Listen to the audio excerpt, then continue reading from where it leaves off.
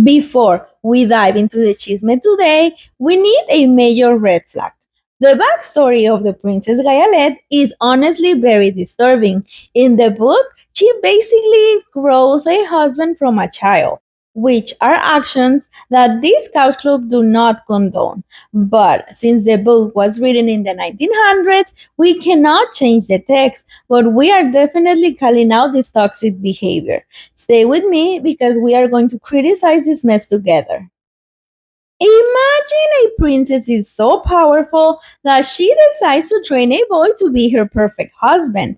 That is the level of toxic we are dealing with in chapter 14. It's messy, it's weird, and it's why the wing monkeys are in a bad contract today. Grab your coffee because we need it for this one. But wait, before we start the big mess in chapter 14, we have to talk about the chisme in chapter 13. Dorothy and the lion are safe, but the rest of the squad, not so much. The Winkies, who are finally free and living their best life, step up as the ultimate allies. They found the Tin Woodman looking like a crushed soda can at the bottom of a cliff, and the Scarecrow, well, he was just a pile of laundry in a tree. Enter the Tinsmiths. These icons spent 3 days straight hammering, polishing, and buffing the Tin Woodman until he was shinier than the new iPhone. Once he was back on his feet, they restuffed the Scarecrow with premium fresh straw. No more lumpy vibes here. Before checking out the Witch Castle, Dorothy finds the golden cap. She thinks it's just a cute accessory, but little does she know, she just picked up the most powerful summon button in all of us. The witch is gone, the squad is back together, and they are headed back to the Emerald City to take what was promised. But honestly, the Winkies wanting the Tin Woodman to stay to be their king is a real plot twist. Loyalty looks good on them. Hola, hi everyone, and welcome back to Valeria's Couch Club. I'm Valeria, and these are the stars of the show, Link and Ramona. If you're here to practice our English together or finally finish a classic book, you are in the right place. Every Monday, we sit down together for a brand new chapter. So, grab your blanket, light your candle, get comfortable, and let's see if Dorothy's new favorite accessory can finally get this squad out of the desert and back to the city. Ready for the chisme? Let's dive in. The Wonderful Wizard of Oz by L. Frank Baum, pictures by W. W. Denslow. Chapter 14, The Winged Monkeys. You will remember there was no road, nor even a pathway between the castle of the Wicked Witch and the Emerald City. When the four travelers went in search of the Wicked Witch, she had seen them coming, and so sent the winged monkeys to bring them to her. It was much harder to find their way back through the big fields of buttercups and yellow daisies than it was being carried. They knew, of course, they must go straight east toward the rising sun, and they started off in the right way. But at noon, when the sun was over their heads, they did not know which was east and which was west, and that was the reason they were lost in the great fields. They kept on walking, however, and at night the moon came out and shone brightly. So they lay down among the sweet smelling yellow flowers and slept soundly until morning, all but the Scarecrow and the Tin Woodman. The next morning the sun was behind a cloud, but they started on, as if they were quite sure which way they were going. If we walk far enough, said Dorothy, I am sure we shall sometime come to some place. But day by day passed away, and they still saw nothing before them but the scarlet fields. The Scarecrow began to grumble a bit. We have surely lost our way, he said, and unless we find it again in time to reach the Emerald City, I shall never get my brains, nor I my heart, declared the Tin Woodman. It seems to me I can scarcely wait till I get to Oz, and you must admit this is a very long journey. You see, said the Cowardly Lion with a whimper, I haven't the courage to keep tramping forever without getting anywhere at all. Then Dorothy lost heart. She sat down on the grass and looked at her companions, and they sat down and looked at her. And Toto found that for the first time in his life, he was too tired to chase a butterfly that flew past his head. So he put out his tongue and panted and looked at Dorothy as if to ask what they should do next. Suppose we call the field mice, she suggested. They could probably tell us the way to the Emerald City. To be sure they could, cried the Scarecrow. Why didn't we think of that before? Dorothy blew the little whistle she had always carried about her neck since the Queen of Mice had given it to her. In a few minutes, they heard the pattering of tiny feet, and many of the small gray mice came running up to her. Among them was the queen herself, who asked in her squeaky little voice, What can I do for my friends? We have lost our way, said Dorothy. Can you tell us where the Emerald City is? Certainly, answered the queen, but it is a great way off, for you have had it at your backs all this time. Then she noticed Dorothy's golden cap and said, Why don't you use the charm of the cap and call the winged monkeys to you? They will carry you to the city of Oz in less than an hour. I didn't know there was a charm, answered Dorothy in surprise. What is it? It is written inside the golden cap, replied the Queen of Mice.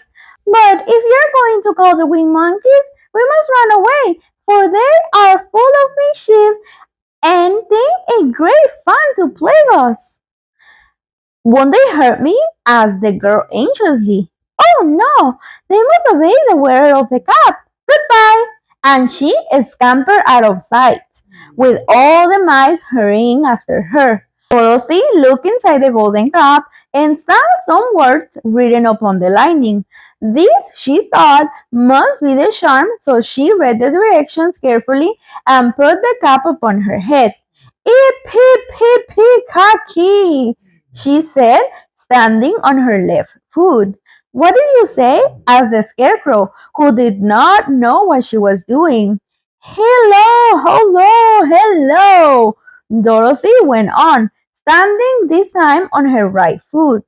Hello, replied the Tin Woodman calmly. Zig, Zuzi, zig, said Dorothy, who was now standing on both feet. This ended the saying of the charm, and they heard a great shattering and flapping of wings as the band winged monkeys flew up to them. The king bowed low before Dorothy and asked, What is your command? We wish to go to the Emerald City, said the child, and we have lost our way. We will carry you, replied the king. And no sooner had he spoken than two of the monkeys caught Dorothy in their arms and flew away with her. Others took the scarecrow and the woodman and the lion, and one little monkey seized Toto and flew after them, although the dog tried hard to bite him. The Scarecrow and the Tin Woodman were rather frightened at first, for they remembered how badly the Winged Monkeys had treated them before. But they saw no harm was intended, so they rode through the air quite cheerfully and had a fine time looking at the pretty gardens and woods far below them. Dorothy found herself riding easily between two of the biggest monkeys. One of them, the king himself, they had made a share of their hands and were careful not to hurt her. Why do you have to obey the charm of the golden cap? She asked. That is a long story, answered the king with a wink laugh. But as we have a long journey before us, I will pass the time by telling you about it, if you wish. I shall be glad to hear it, she replied. Once, began the leader, we were free people, living happily in the great forest, flying from tree to tree, eating nuts and fruit. and doing just as we please without calling anybody master. Perhaps some of us were rather too full of mischief at times, flying down to pull the tails of the animals that had no wings, chasing birds and throwing nuts at the people who walk in the forest. But we were careless and happy and full of fun and enjoy every minute of the day. This was many years ago, long before us came out of the clouds to rule over this land. There lived here then, away at the north, a beautiful princess who was also a powerful sorceress. All her magic was used to help the people, and she was never known to hurt anyone who was good. Her name was Gayelette. She lived in a handsome palace built from great blocks of ruby. Everyone loved her, but her greatest sorrow was she could find no one to love in return, since all the men were much too stupid and ugly to make with one so beautiful and wise. At last, however, she found a boy who was handsome and manly and wise beyond his years. Gayalette made up her mind that when he grew to be a man, she would make him her husband.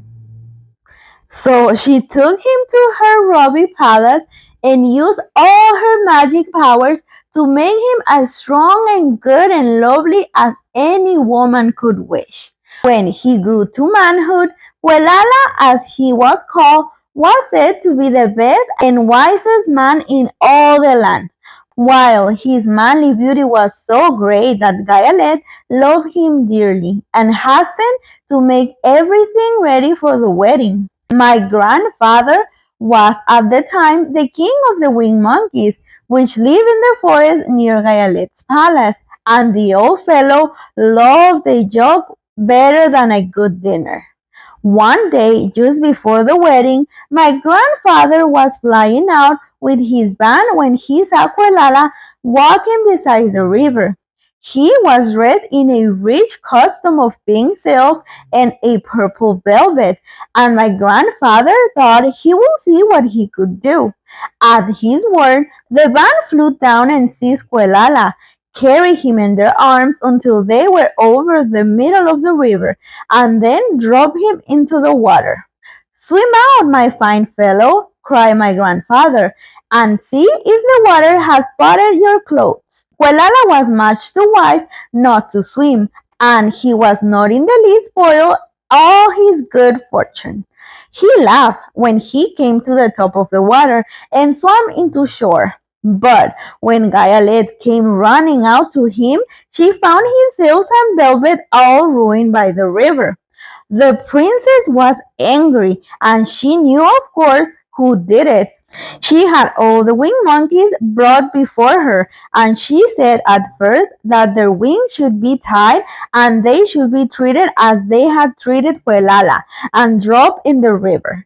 But my grandfather pleaded hard, for he knew the monkeys would drown in the river with their wings tied, and Quelala said a kind word for them also, so that Gayalette finally spared them on condition that the winged monkeys should ever do 3 times the biting of the owner of the golden cap.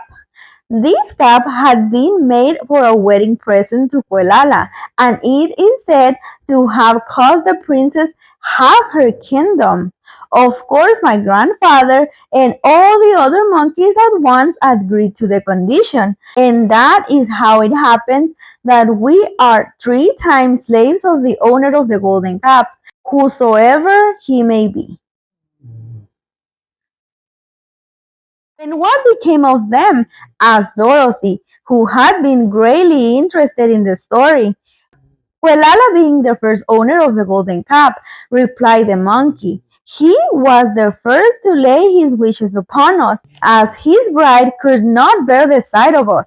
He called us all to him in the forest after he had married her, and ordered us always to keep where she could never again set eyes on a winged monkey, which we were glad to do, for we were all afraid of her. This was all we ever had to do until the golden cap fell into the hands of the wicked witch of the west, who made us enslave the Winkies and afterward drive us himself out of the land of the west. Now the golden cup is yours, and 3 times you have the right to lay your wishes upon us. As the Monkey King finished his story, Dorothy looked down and saw the green shining walls of the Emerald City before them. She wondered at the rapid flight of the monkeys, but was glad the journey was over. The strange creatures set the travelers down carefully before the gate of the city. The king bowed low to Dorothy, then flew swiftly away, followed by all his band. That was a good ride, said the little girl. Yes, and a quick way out of our troubles, replied the lion. How lucky it was you brought away that wonderful cup. And that was chapter 14. Wait, so after all, we find out the winged monkeys are only the villains because a prank gone wrong? It's official. Gayelette is the original red flag. Now let's look at palabras con personality.